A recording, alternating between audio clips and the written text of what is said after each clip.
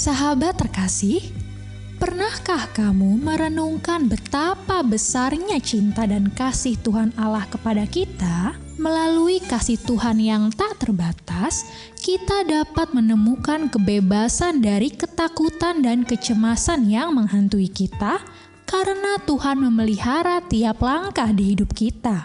Jadi sahabat, marilah kita bersama memahami kebesaran kasih dan cinta dari Tuhan yang dapat mengubah hidup dan bebas dari segala dosa. Jadilah saksi akan kebesaran cintanya dan sebarkanlah kasihnya kepada dunia.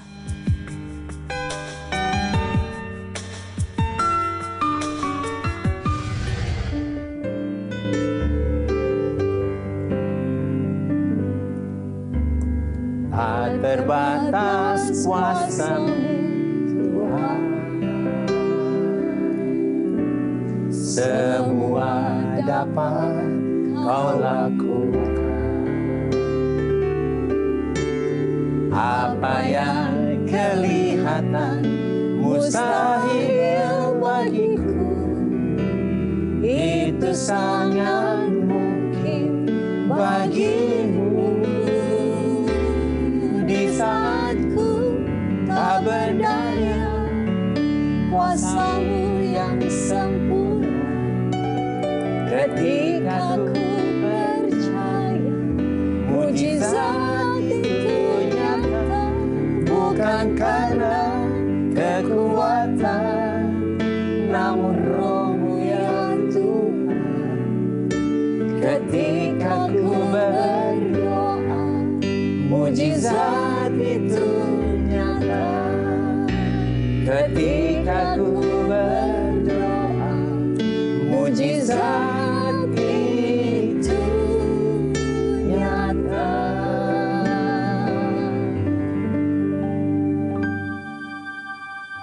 Halo sahabat yang baik, berjumpa lagi di Terang Kasih Menerangi dalam Kasih Tuhan. Sahabat yang baik, tema kita hari ini adalah pentingnya memahami kasih Allah. Nah sahabat yang baik, mari kita berdoa, kita siapkan hati kita supaya hari ini firman Tuhan dan sharing yang kita mau terima sungguh menjadi berkat bagi kita semua. Kita berdoa ya. Bapa di sorga, kami bersyukur Kau mengingatkan kepada kami pentingnya kebenaran firman-Mu untuk hari ini kami boleh diubahkan, disembuhkan dan dipulihkan. Kami membuka hati kami siap menerima firman-Mu. Di dalam nama Yesus kami berdoa. Amin. Amin. Sebelum kita membahas renungan untuk hari ini, mari kita katakan apa kata Tuhan tentang diri kita. Bahwa saya spesial di mata Tuhan. Saya berharga di mata Tuhan. Saya sangat dikasihi Tuhan. Kehidupan saya dan masa depan saya bersama Tuhan adalah sungguh amat baik. Katakan amin. Nah sahabat yang baik, sesuai dengan tema bahwa hari ini kita akan membahas tentang pentingnya memahami kasih Allah. Mari kita saksikan tayangan ini.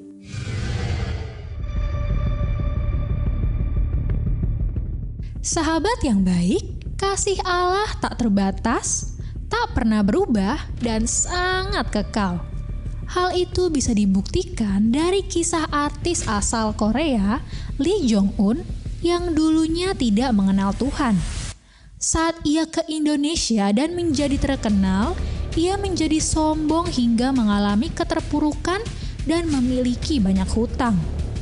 Semenjak itu, ia mulai mengenal Tuhan dan membangun hubungan yang lebih intim dengan Tuhan. Ternyata, Lee Jong-un mengalami penyertaan yang luar biasa. Ia berhasil keluar dari keterpurukan yang ia alami. Dari hal ini kita bisa memahami bahwa penyertaan dan kasih Allah sangat luar biasa. Jadi kita harus bersyukur dan percaya bahwa kasih dan berkat Tuhan akan selalu ada jika kita berserah selalu kepadanya. Sebagai umat Tuhan yang terkasih, bagaimana responmu? Kita udah lihat saksikan tadi ya, semua tayangan tadi ya. Nah mau tanya nih Yos, menurut kamu tuh apa, gimana tuh tadi? Luar biasa sih cerita dari Lee Jong Un yang barusan kita tonton. Bisa jadi pelajaran buat kita bahwa kita tuh sebenarnya nggak boleh sombong. Kita harus ingat semua yang kita peroleh dan kita dapatkan itu dari Tuhan dan akan kembali kepada Tuhan. Wah setuju Yos. Amin. Amin. Ini benar banget ya. Semua yang kita dapatkan dari Tuhan, harus kembali kepada Tuhan. Jadi jangan sombong ya. Iya. Nah, tadi kita sudah saksikan kesaksian Lee Jong Un ini mengingatkan kita supaya kita jangan mengeraskan hati dan jangan sombong. Karena istrinya sudah mengingatkan tadi ya, mengingatkan Lee Jong Un bahwa hanya Tuhan yang dapat menolong dan memberikan berkat untuk mereka. Amin. Ya, amin ya, Hanya betul Tuhan yang sekali. bisa menolong ya. Nah, sahabat yang baik, mari kita baca apa kata firman Tuhan tentang hal ini ya. Dari Yakobus pasal 4 ayat yang ke-6. Demikian firman Tuhan. Tetapi dia terus mencurahkan lebih banyak kasih karunia kepada kita, sebab dikatakan Tuhan menolakmu ketika kamu sombong, tetapi terus mencurahkan kasih karunia ketika kamu rendah hati. Wow, puji Tuhan ya. Tadi apa katanya tuh tadi, semakin rendah hati, Iya, Tuhan makin mencurahkan. Amin ya kasih karunia-Nya ya. Iya.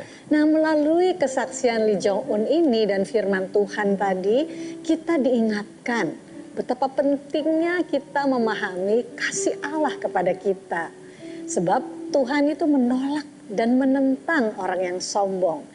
Tetapi Tuhan terus mencurahkan kasih karunia-Nya dan kasih karunia-Nya yang lebih banyak lagi kepada kita dengan berlimpah-limpah ketika kita rendah hati. Amin. Ini bagus banget ya. Jadi Iya. semakin kita rendah hati, Semakin melimpah. kasihnya makin melimpah ya. Amin. Nah, jadi kalau kita mengeraskan hati kita dan kita menjadi sombong, maka kita sedang memposisikan diri kita menjadi bertentangan dengan Tuhan.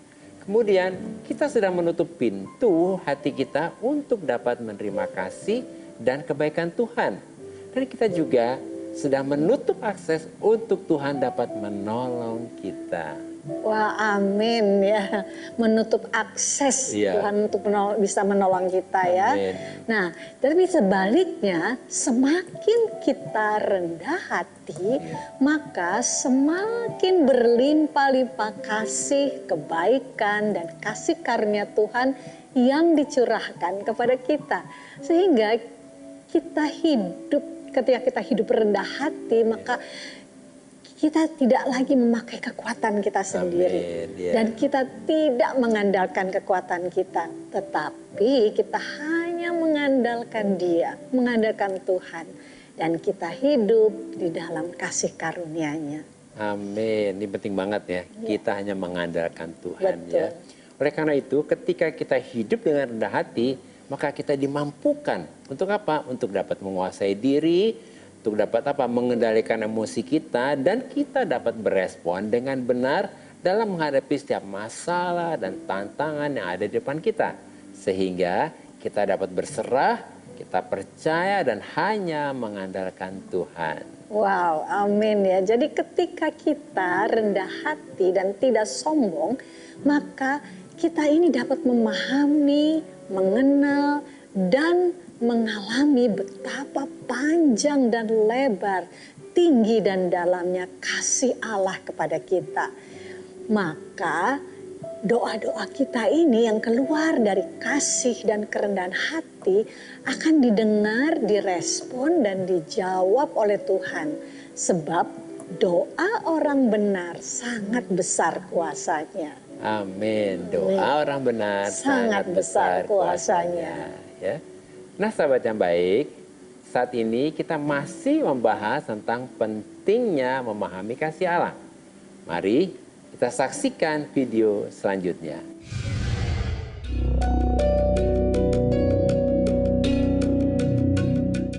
Sahabat yang baik, tak ada yang tak mungkin jika Allah sudah berkehendak. Itulah kalimat yang cocok untuk menggambarkan kisah dari seorang pemuda bernama Hans Christopher.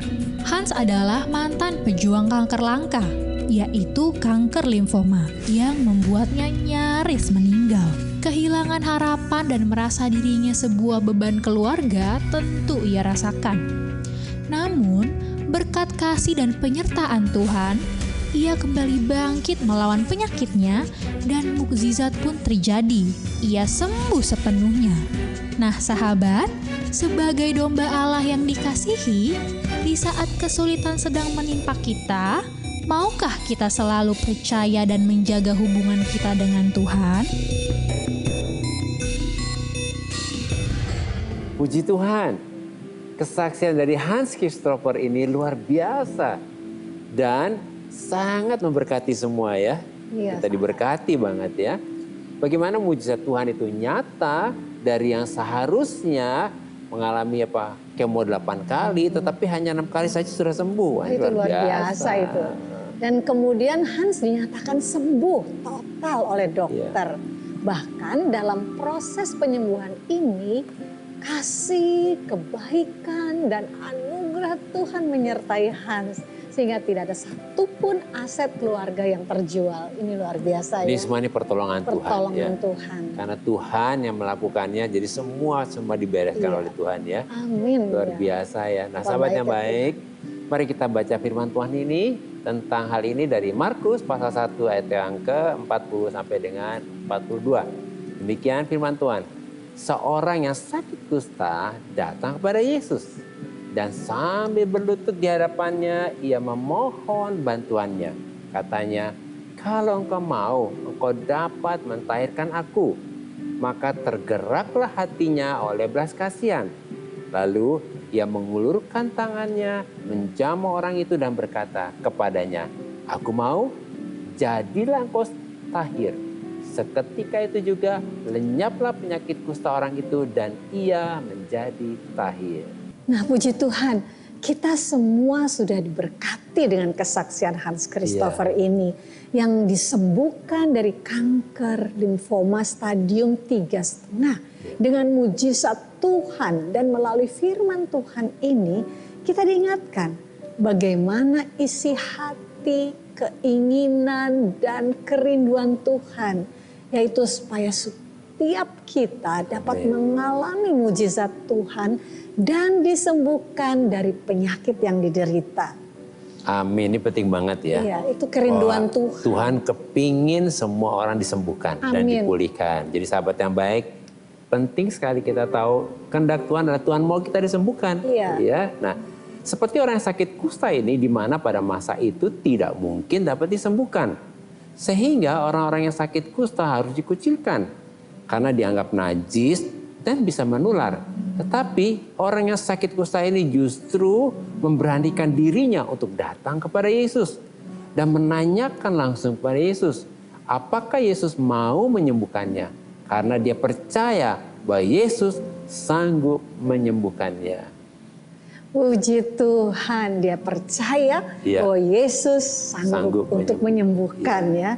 Nah, ketika dia datang kepada Yesus, kemudian tergeraklah hati Yesus oleh belas kasihan.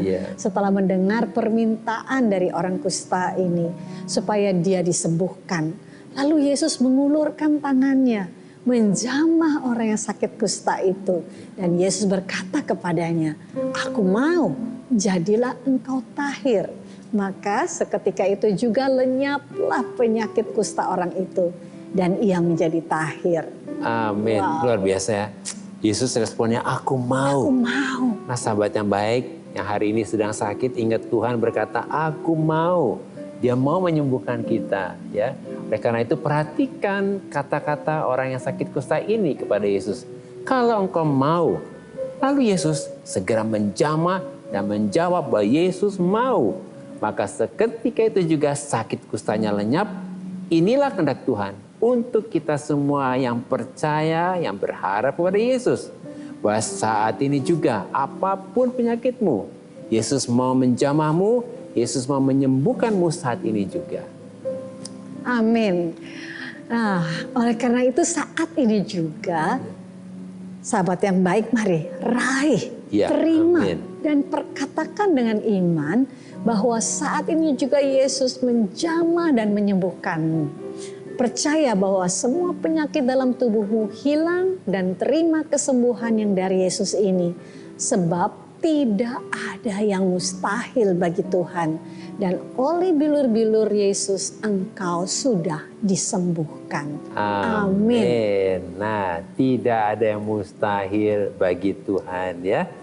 Nah sahabat yang baik, ini ada beberapa DM yang masuk. Salah satu diantaranya adalah dari Trace Yeruntu Nuwu ya. Shalom, saya adalah perantau di Jakarta, datang dari Manado. Saya sangat bersyukur selama di perantauan Tuhan memelihara kehidupan saya. Wah, luar biasa ya. Luar biasa ya. Namun selama di Jakarta rasanya sangat sulit menemukan pekerjaan yang cocok. Sehingga saya sering tidak tahan dalam pekerjaan saya. Saya lebih sering berpindah tempat kerja dibandingkan jika di daerah asal saya. Saya tahu dalam bekerja tekanan itu selalu ada. Namun entah kenapa saya merasa lebih sering mendapat ketidakadilan selama bekerja di Jakarta. Nah, shalom Tris. Iya. Kami mengerti pergumulan dari Trisha ya, yang merantau dan bekerja di Jakarta. Iya. Tetapi sebagai orang beriman, mari kita harus tetap fokus kepada Tuhan, bukan kepada masalah kita. Supaya kita dapat merespon benar, yaitu dengan kita selalu mengucap syukur. Sebab mengucap syukur adalah kehendak Tuhan dan membuka pintu-pintu berkat kemenangan dan janji-janji Tuhan. Kita harus tahu bahwa Tuhan itu selalu memegang janjinya. Karena firman-Nya berkata demikian dalam Mazmur 100 ayat 4. The Passion Translation, begini firman Tuhan, kamu dapat melewati gerbang-gerbang yang terbuka dengan kata sandi atau password, yaitu pujian. Datanglah ke hadiratnya dengan ucapan syukur. Datanglah dan bawalah persembahan syukurmu kepadanya. Dan dengan kasih muliakanlah namanya yang indah. Amin. Ya. Jadi buat Tris, pegang firman Tuhan ini. Biarlah kita mau bersyukur dan percaya Tuhan akan membuka jalan. Dan bahwa Tuhan adalah Tuhan yang adil. Amin. Jadi bersyukurlah dalam seluruh aspek kehidupanmu. Katakan terima kasih Tuhan bahwa aku mengalami keadilan-Mu ya Tris ya. Yuk kita berdoa ya buat Tris ya. Tuhan kami percaya seperti firman-Mu katakan, biarlah hari ini kami berdoa supaya Tris mulai bersyukur buat apapun situasi yang dihadapinya. Dan kami percaya ketika Tris bersyukur, dia sedang memposisikan hidupnya, hati pikirannya dalam kehendak Tuhan. Dan kehendak-Mu terjadi, keadilan terjadi, dan pintu-pintu mujizat dan kemenangan dan untuk masa depan Tris terbuka. Di dalam nama Yesus kami berdoa. Amin. Amin. Terima kasih. Buat sahabat yang baik, buat responnya kepada kami. Nah, bagi sahabat yang memiliki beban permasalahan, tekanan hidup, minta didoakan atau ingin bersaksi seputar kehidupan rohani, silahkan DM, komen, atau kirim video ke Instagram @rangkasihrtv. Nah sahabat yang baik, demikianlah firman Tuhan untuk hari ini. Jangan kemana-mana. Pastikan tetap ada di Terang Kasih, menerangi dalam kasih Tuhan. Bukan karena kekuatan, namun Roh-Mu ya Tuhan. Ketika ku berdoa, mujizat itu nyata. Ketika ku berdoa, mujizat itu nyata. Halo sahabat yang baik, kembali bersama kami di Terang Kasih, menerangi dalam kasih Tuhan. Nah sahabat yang baik, mari kita kembali diingatkan sesuai dengan renungan kita. Hal-hal apa nih yang perlu kita ingat supaya kita mengerti pentingnya memahami kasih Allah? Yang pertama, ketika kita sedang menghadapi masalah yang berat, jangan mengeraskan hati dan jangan sombong. Tetapi dengan rendah hati datanglah kepada Tuhan dan akuilah bahwa engkau membutuhkan pertolongan Tuhan. Sebab Tuhan itu menentang orang yang sombong, tetapi mencurahkan kasih-Nya, kebaikannya, dan anugerahnya dengan berlimpah kepada orang yang rendah hati. Yang kedua, apapun masalahmu atau penyakitmu, datanglah kepada Tuhan. Lalu percaya dan berharaplah kepada Tuhan. Sebab saat ini juga Tuhan mau menolong, Tuhan mau menyembuhkan kita. Dan Tuhan sudah siap untuk menolong dan menyembuhkan kita saat ini juga. Sebab bagi Tuhan tidak ada yang mustahil. Nah, sahabat yang baik, kalau saat ini engkau ingin bertobat, berubah dan meninggalkan kehidupanmu yang lama, supaya engkau saat ini juga disembuhkan dan mengalami mujizat Tuhan, mari datang kepada Tuhan dan serahkan hidupmu kepada Tuhan. Mari kita datang kepadanya, mari kita berdoa. Bapa di surga, oleh anugerah Tuhan saat ini juga, kami berhenti untuk menjadi orang yang sombong dan menjadi orang yang keras hati. Oleh anugerah Tuhan, Roh Kudus menolong dan memampukan kami untuk menjadi orang yang rendah hati. Maka kami menerima kasih, kebaikan, dan anugerah Tuhan dengan berlimpah-limpah. Kami percaya dan kami deklarasikan bahwa saat ini juga Tuhan menjamah dan menyembuhkan penyakit kami. Saat ini juga penyakit kami hilang dan kami disembuhkan. Kami percaya dan kami deklarasikan bahwa bagi Tuhan tidak ada yang mustahil, dan oleh bilur-bilur Yesus saat ini juga kami sudah disembuhkan dalam nama Yesus. Amin. Terima kasih sahabat yang baik sudah setia menyaksikan program Terang Kasih menerangi dalam kasih Tuhan. Sampai jumpa kembali di episode selanjutnya. Tuhan memberkati. Ku yakin saat kau berfirman, ku menang saat kau bertindak. Hidupku hanya ditentukan oleh perkataanmu.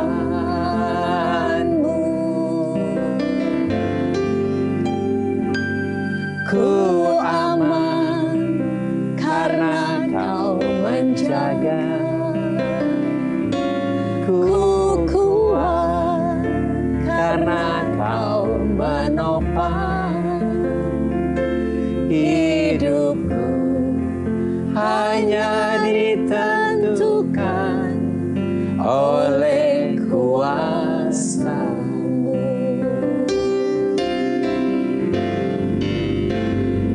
Bagi Tuhan tak ada yang mustahil. Bagi Tuhan tak ada yang tak mungkin. Mujizatnya disediakan bagiku. Ku diangkat dan dipulihkannya. Mujizatnya disediakan